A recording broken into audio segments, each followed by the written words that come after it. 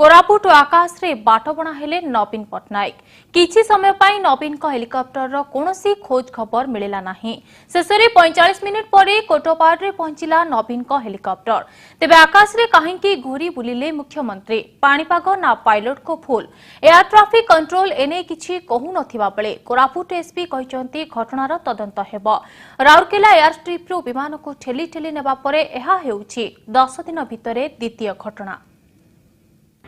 समय ठीक 12:45 Jaipur air strip रु उड़ाण भरिला मुख्यमंत्री नवीन पट्टनायक को हेलिकॉप्टर।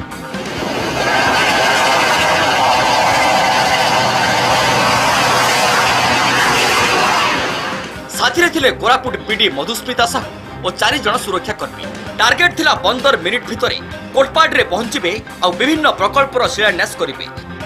हेले कोरापुट आकाश रे हठात बाटबुणा होई गला हेलिकॉप्टर। तळे अपेक्षा